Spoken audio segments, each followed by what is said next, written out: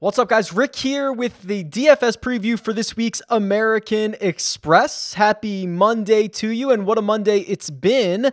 John Rahm withdrawals from this tournament, which threw my morning into flux a little bit with everything going on, but more on that in just a few minutes. A couple of housekeeping items before we jump into this preview. There are 2 live chats this week. Wednesday, 3 p.m. Eastern Time, right here on the Rick Run Good YouTube channel. That's one. That is our final chance for question and answer, ownership projections, whatever you want to talk about over the course of an hour. Join me for that. And then that same evening, Wednesday evening, 8:15 p.m. Eastern Time, is the American Express Jock Market Power Hour. Stock market DFS.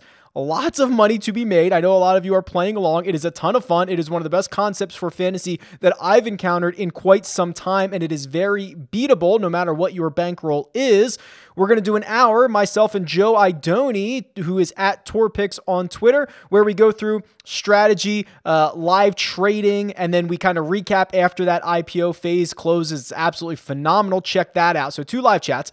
Additionally, I've got winners for RickRunGood.com subscriptions from last week. Terp Dad and Jesse Shea, congratulations. I'll get in touch with you, give you a 1-month subscription to RickRunGood.com. That's where all of these golf tools that you see in this video and in all the videos that I do, that's where they're coming from. My database, my tools, my visualizations, all that good stuff. If you would like to be entered in a draw to win a month subscription to RickRunGood.com, there are 2 ways to enter. If you're here on YouTube, like the video, obviously. Be subscribed to the Rick Run Good YouTube channel, obviously. And comment below with your favorite golfer under $9,000 this week on DraftKings. That's right. The other way, leave a 5-star rating and review on the podcast version of this show. It's called 300 Yards to Unknown. I'll link it in the description. Leave a 5-star rating and review. Say something nice about the show. Leave me your Twitter handle. Boom. That's another way to get in. Do them both. Double your chances. Get a subscription to RickRunGood.com. I guess that's it. Let's jump into this week's not course, but courses. Let's do it. All right, so I got to tell you, I mean, this morning, the Rahm news comes out like 15 minutes after DraftKings salaries are released. Rahm withdraws from this event. No other indication why. He played a couple weeks ago in Hawaii at the Tournament of Champions. Certainly not going to speculate anything, so we'll see if we can get any more information. And then, I've been going through these all of the tools over the course of the last couple of weeks and months, and I honestly think I over automated things. Because if you throw one piece of sand into the motherboard, the whole thing fries. I think I've actually over automated. I think I need to back it up a little bit, but just took me forever to get everything out this morning with all of that going on. But it is time to talk about golf, and the American Express is going to look a bit different than what you might remember from the past couple of years. First off, there are no amateurs in this field. There is also, because of that, not going to be a 3rd course. This used to be a 3-course rotation, and they used to play 54 holes and then make a cut. That's wiped. It's going to be similar to what we do at Torrey Pines, which a 2-course rotation is in play. So La Quinta, that's gone. If you watch The Bachelorette, that's where they had that resort. She gone. That course is no longer in the rotation, so it's just going to be the stadium course, which is the host course, and it's going to be the Nicklaus Tournament course. So again, that Wednesday live chat, if you want to go through waves, hey, which wave's going to be better? Do I want to play Nicklaus on Thursday or Nicklaus on Friday? We can talk through that. Join me on Wednesday, 3 p.m. Eastern time. But for now, we're going to look at the stadium course. That's the host course. It's where these guys are going to play 3 of their 4 rounds, assuming they make the cut. It's a par 72, still on Bermuda, and it is, of course, a Pete Dye design. Say that 5 times fast. And as much as I love the course correlation, and this model, you have to remember this event has featured usually 3 courses in the rotation. So there is not as much to glean this week from, for example, compared to last week, where we've had the Sony Open being, obviously the only course in play, or excuse me, Waialae being the only course in play for the Sony Open and being the only course for that event since its inception. That's the best in terms of course history, in terms of this regression model. I think this is still handy because it will show some guys that might be able to adapt a bit But remember, a little bit different this year. It's a unique event in its own right. And I have it listed as Desert Classic here, which, I mean, this event changes names every year. It's unbelievable. You know, it was the Humana, it was the Career Builder, Bob Hope. It was the Desert Classic. Now it's the American Express. So I'll have to update that. But if you're looking for this on the tools, it's listed under Desert Classic. And to me, because we get the 2-course rotation, what this event has usually been about is birdies. And I know that birdie or better percentage is actually one of the lowest common stats, but again, not as much weight on these as a normal week. You got to go low here. Historically, you have to go low to win this golf tournament. This event, I think, used to be 5 rounds, and they used to play 5 rounds, which is crazy. Obviously, it's been 4 for quite some time, but you got to go low. You got to score. And unfortunately, or fortunately, whichever way you want to look at it, we can go over to the cheat sheet. Jon Rahm, the number 1 player in this field, the number 2 player in the world, has withdrawn. So don't get confused by this. And actually, I might just remove him from this cheat sheet by the time you guys see this video, because Jon Rahm opened at $11,500 on DraftKings, and within 15 minutes, the news had broke that he had withdrawn. So already we are entering a world where Patrick Cantlay at only $11,100 is your most expensive golfer. Brooks Koepka 10-8, Tony Finau 10-5, Patrick Reed 10-2. So what do we do with the top half of this board? And let's focus on the man who is now the headliner, which is Patrick Cantlay. And I got to tell you, everybody had a weird year in 2020. Cantlay's year was kind of even weirder because remember, he took a couple of weeks off before the Players' Championship to have surgery on the deviated septum, right? He played Genesis, I think was his last start, and then he took time off, and then, of course, everybody lost the 91 days. So it was like a really shortened season for Patrick Cantlay, and it was mostly a throwaway until the end of the year where he goes out and he wins the Zozo, right? Absolutely stacked field. He wins that at Sherwood Country Club. He follows it up with a T17 at the Masters and then a T14 at the Tournament of Champions 2 weeks ago. And you start to look at this and go, wow, you know, he has been absolutely on a roll. And it goes back a lot further than that. You know, I tweeted this out. So if you saw this on Twitter this morning, in Patrick Cantlay's last 32 starts. So 32 starts dating back to what would have been the 2019 Masters. He's missed 1 cut and he's won twice. Twice as many wins as missed cuts in that time frame. That's worldwide. The only missed cut was the Northern Trust at the end of the 2020 playoffs there, just a handful of starts ago. But he has been low-key, really solid, and also flashing that winning upside. So I'll tell you what, I don't know. I haven't started building lineups yet, of course. But as we go through this and we see what the ownership is over the course of the week, Patrick Cantlay, who I know is not always a popular option because he's kind of boring and nobody really loves the guy or anything like that. I'll be interested to see what that ownership is because it's seeming like he's going to be a really good play. And he finished 9th here the last time that he played it, which was 2 years ago. So I'm pretty stoked to get Patrick Cantlay in some lineups. And that is probably a sentence I've never uttered before in my life. If I can only have one of the 10K guys, I'm happy to make it Cantlay, especially because he is the discount off of Jon Rahm, who's no longer in the field. Huge question marks around Brooks Koepka and what his year is going to look like. Tony Finau, always question marks there, right? And it's he's seemingly becoming more volatile. You know, the 31st at the Tournament of Champions, but an 8th at Mayakoba, then a 38th at the Masters. I mean, just like there's not really a great spot for him. I think some weeks he's just going to play well, some weeks he's not, and there's not going to be much of a lead into that, and we're not going to know when it's coming. And then Patrick Reed, who I actually like in this spot. You know, he was planning on playing the Sony last week and withdrew, which I think he had like blisters or a shin splinter. He was just dealing with something going on. Back in the field this week, and you know, he is one of these guys. Like, you have to get really hot to win an event like this, and Patrick Reed is certainly capable of getting that hot. So I like Reed there, but I would still give the nod to Cantlay if I could only play one of these guys at the top of the board. Scooting down to the 9K range. I would be very close if Patrick Cantlay, for whatever reason, comes in at 25%, 30% ownership, something like that when we look at this again on Wednesday. You could probably convince me to start my lineups here with maybe a Sungjae Im, Matthew Wolff combination. Maybe it's a Matthew Wolff, Scotty Scheffler combination. Two of those three guys. I think that's a really interesting way to start. I don't know how popular it's going to be, obviously recording this on a Monday, but let's focus on Sungjae Im to begin. And I want to look back at the live leaderboard from last week. This is, again, on RickRunGood.com. You can go check this out every single week. It updates live. It's free throughout the tournament. I love it. And we can look at what Sungjae did. And he's right here. And there's a couple of different takeaways from this.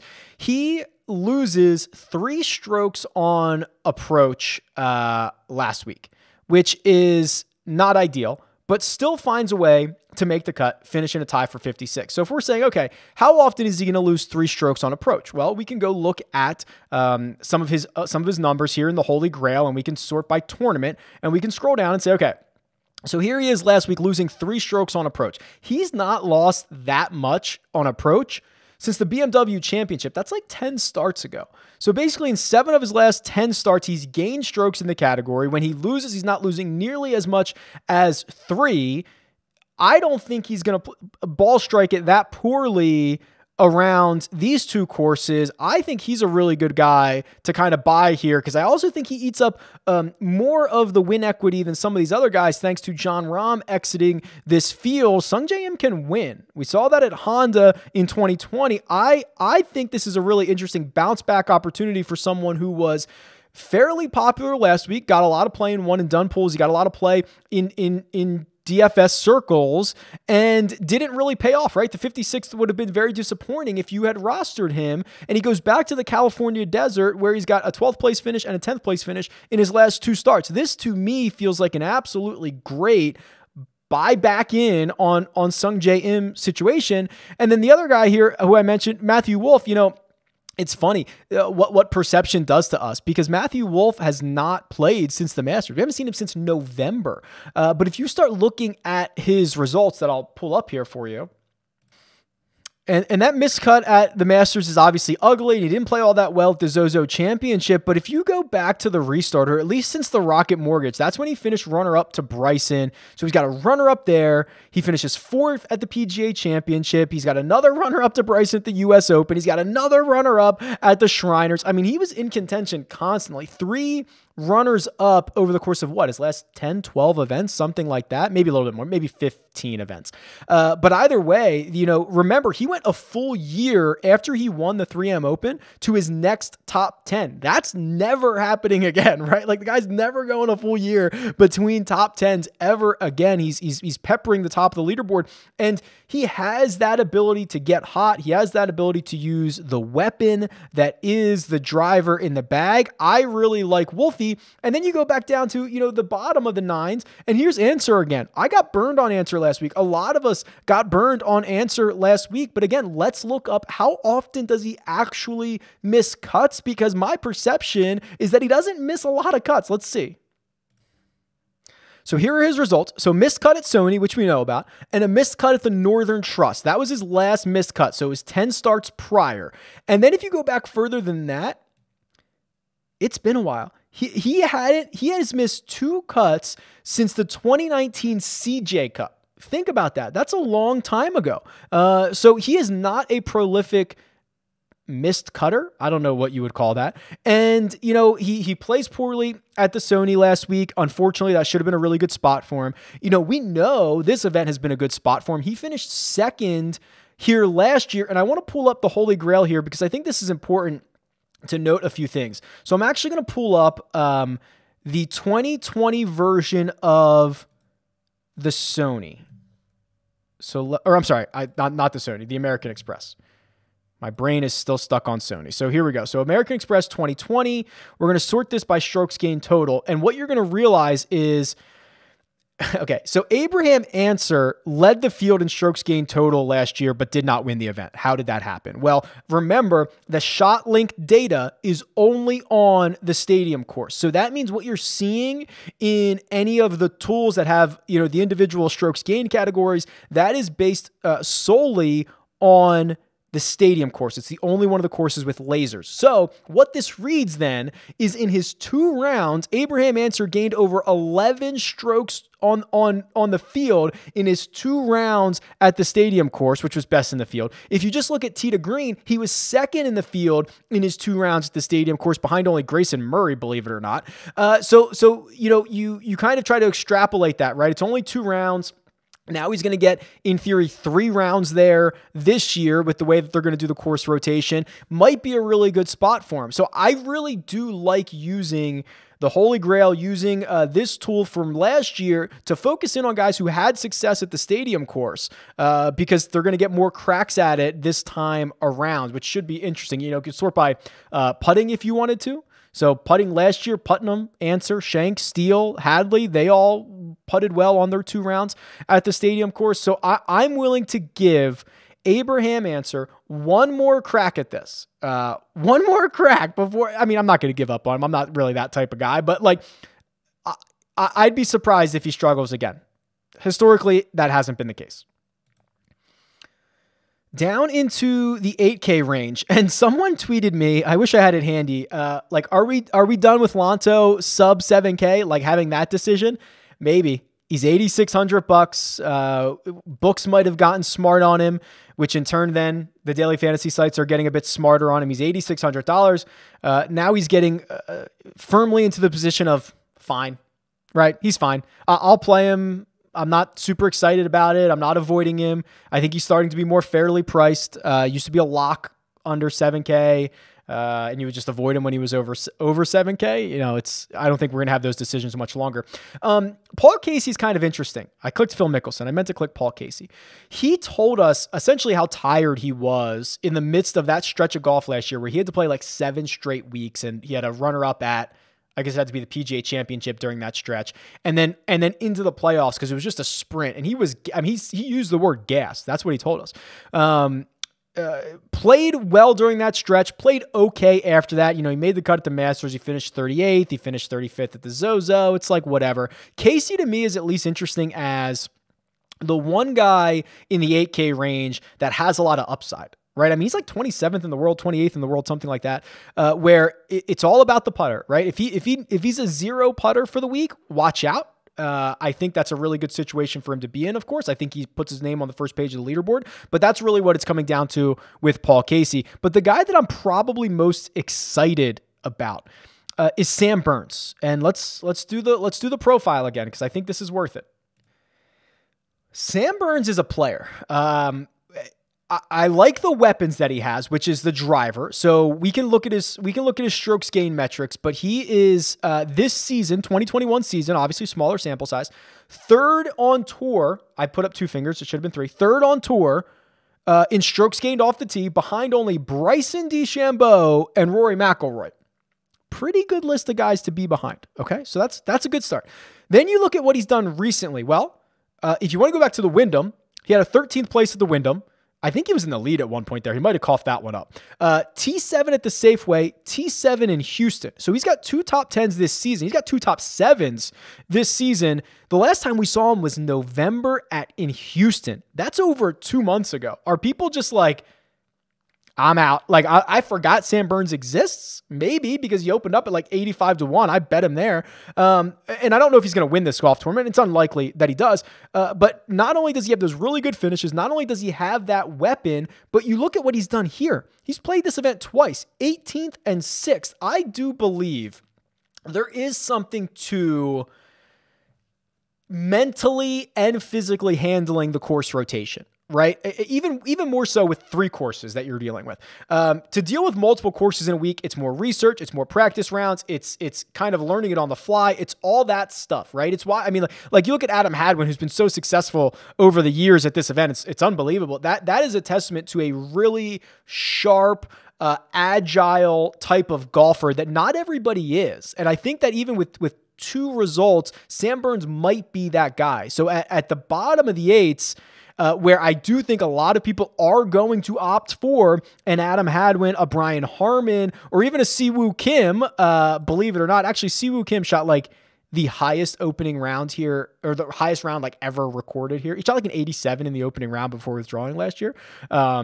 which is kind of interesting. But yeah, I mean, I think that Burnsy is really interesting in the spot that he's at. We jump down to the sevens. Has everyone got their bet in on Doc Redman already? Obviously, I'm biased. Really like the guy. He's obviously come on the pod a couple of times, and he's great. But also a big fan of his game. And he's 7,500. I think he's going to be one of the most popular players on this slate. He opened up at like 100. Somewhere he was like 145 to 1 in some places. He's got like 3 top 10s in his last, I don't know, 9 starts or something like that. Great ball striker. But what I also think is interesting is I want to go over to the Holy Grail here, because when we start to get down into the sub, 7K or the 7K range, the 6K range, we're looking for little tidbits of guys that might be able to pop off for a few reasons. And don't forget, this is the stadium course is a Pete Dye design. So you can actually come in here and pop in Pete Dye and see guys who have played well on Pete Dye tracks before. And no surprise, first of all, Patrick Cantlay, I've got to load in the field for this week, but Patrick Cantlay, of anybody who has as big of a sample size as he does, is the best on Pete Dye courses. He's gained 1.8 strokes per round over the course of 40 rounds. That's phenomenal stuff. Adam Scott has more, but he's only played 18 rounds, and Adam Scott also not playing this week.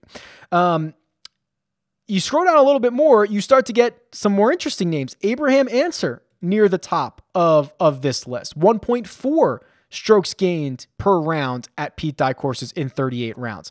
And then you go down to Doc, and Doc is below Abraham Answer. He's just below Sergio Garcia and Matt Kuchar, and he hasn't played as much as those guys. He only has 16 rounds, but when you're talking about gaining 1.32 strokes per round, and 1.24 of them are from tee to green, and his ball striking has been even better when you throw those two in. Yeah, it's been better than Brooks in the last 6 years. Okay, so Doc Redman, smaller sample size, but better than Brooks on Pete Dye courses. So I do my best every week.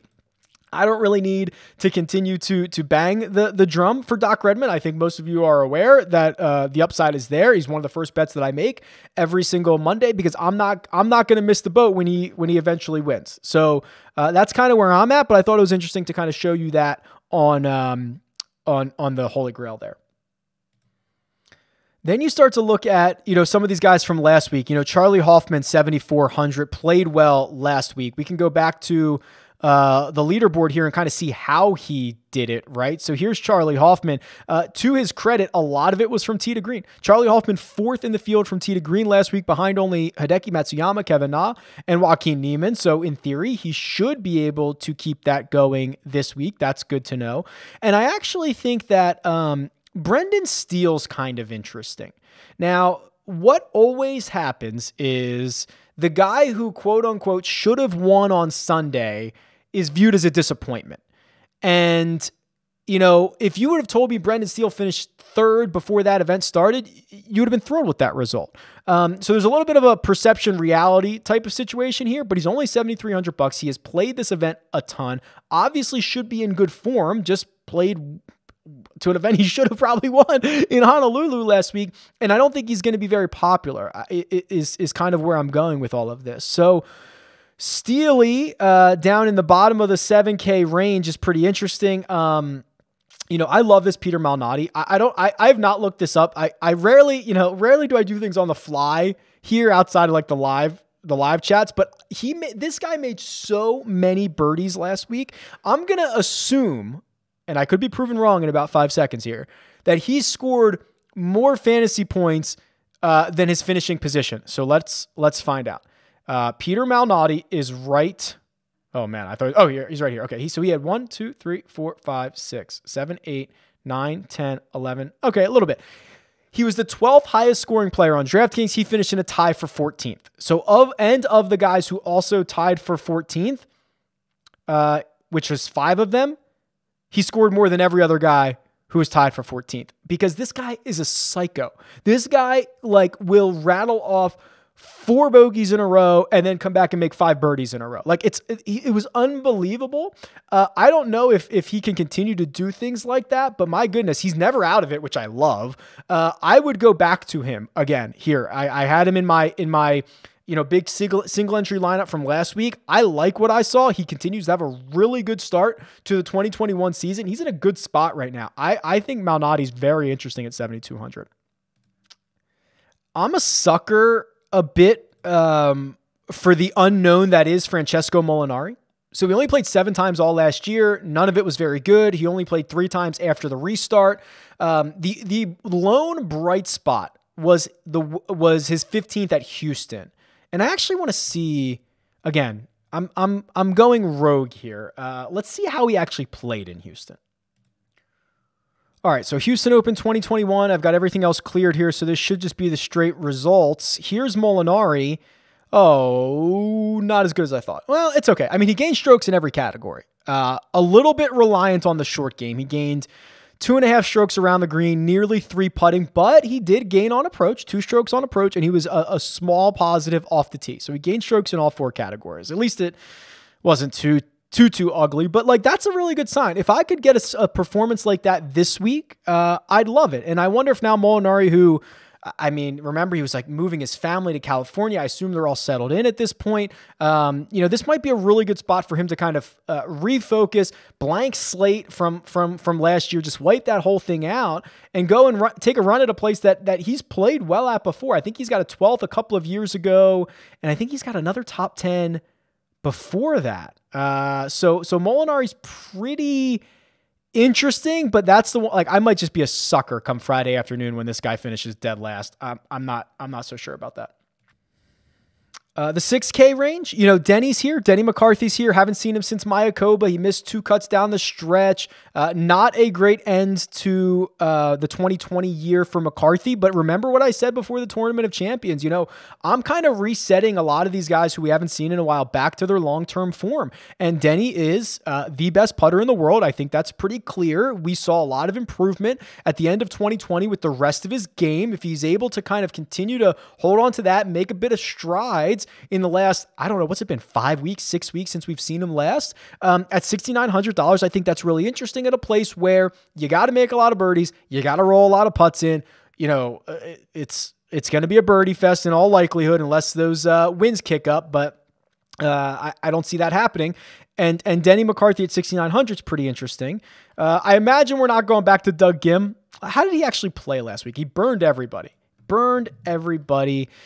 Oh boy. Pretty bad. Lost strokes off the tee, lost strokes on approach. That has been uncharacteristic of Gim's 2021. I will probably not go back to him, but I couldn't blame. I'm very easy to forgive and forget, like a lot of people. So I tend to go back to these guys more often than not. Pat Perez did show us a bit of life last week. He was really bad at the end of 2020. Made the cut last week, finished 32nd. I saw that he made a bunch of birdies one day. He's won this event before. It was when it was called the Bob Hope Classic. It was like 5 rounds. He's played it a lot though. So if I'm desperate, I'd consider Pat Perez, but I'm, again, not super stoked about it. I'm not sure there's anybody down here that I'm really excited about. It's why they are in the, $6,000 range. We can try to find somebody. Let's try to find somebody with the trends tool. I haven't shown this yet. So let's do fantasy points. I've got the field loaded in. So forget about John Rahm, Patrick Reed, average DraftKings points, 69. Okay. So, Cam Davis, good value, 7,700. I'm trying to find somebody in the 6K range. Here's Martin Laird. I will tell you, obviously his average is very skewed because he won the Shriners he scored like 150 DraftKings points. But I mean, Laird, I wouldn't mind that he's 6,900. Where else can we find a little bit of value? Akshay, so he's only got 5 starts. He's 6,500. Akshay Bhatia, 58 DraftKings points is his average. That's the second best of anybody under 7K. And then Austin Cook would be the third best, $6,700 this week, 19 starts, averaging 58 DraftKings points in the process. So not super stoked about any of those guys, but probably where I would go would be the top of the 9s. Maybe forgive Gim, maybe Denny. Denny I'm fine with. Maybe Pat Perez. I think that's about it. Akshay if I was super desperate. I saw Martin Trainer made the cut last week. Martin Trainer made the cut. I'm going to look at his stats from last week real quick. So he's bare min. If you've been following along, Martin Trainer has like missed every cut for a long time. I'll actually pull up his player profile because we've probably never talked about Martin Trainer. Yeah, I mean, I wasn't kidding. Like cut. Like the last time he made a cut outside of last week was February. Genesis Invitational, he finished 47th. He missed a bunch of cuts before that. I mean, the guy's like literally, yeah, it's been really bad. So I saw he made the cut last week. I wanted to see, let's see how he actually played. I saw him chip in once, so I'm pretty sure, yeah, okay. Gained 5 strokes around the green, lost 5 strokes on approach. So my small hope of saying, oh, I can get a bare min Martin Trainer who hit the ball well last week. Nope. Doesn't look like it's going to happen. It was a couple of chip ins, it looks like. Okay, let's do a custom model before we get out of here. And I've actually loaded in a bit more data. So it's a bit of a weighted combo between 2020 and 2021 stats that go into this model. And this is actually a really tough one because, last week we had such a strong key core stats, the correlation. It was so strong. And this week it's not. So here's what I think. I'm just going to kind of live with the standard stuff here. So let's do tee to green for 25. Let's do birdie or better for 25. Let's do, distance is always a benefit. Let's do 15 on distance. So I have 35 left. I do think it's going to take a bit of a guy who can get hot with the putter. So let's do 20 on putting, and it leaves me with 15. This is a very unscientific way to do it, but let me think. 15 left. Let's do, it's a par 72. Let's do par 5s. Let's try this and see what the model says. Again, I'm not very confident in what I just ran out there, especially compared to last week, which was so amazing, and the week before. But, well, let me sort by score instead of by alphabetical order. Oh, John Rahm was my top player. Yeah, I'm not going to play him. He's gone. Patrick Cantlay, number 2. Okay. Finau 3, Reed 4. This is no surprises so far. Scotty Scheffler 5, Woodland is 6. That is very generous to Gary Woodland, who gets a benefit from some of the stuff he did long term. Akshay, believe it or not, who I just talked about, $6,500 pops up for me.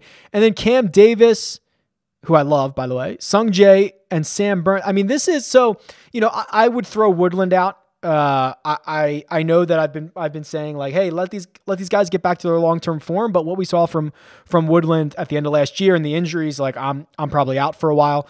Akshay, I'll probably take a deeper look into him because that's someone who probably would not have made my player pool. The extra nod to Cam Davis here, I already have a little bias towards Cam Davis, so the fact that the model helps out as well. And Sung Jae, I will probably, if I can convince myself to start in the 9K range, I think it'll include Sung Jae because I think he's going to be a really good bounce back candidate and he's scoring out well. I don't think he loses 3 strokes on approach again. And then Sam Burns is there. So this is kind of fun. So as we go through this, I might mess around with some lineups in the starting in the 9s and see what happens, see what I can get from there.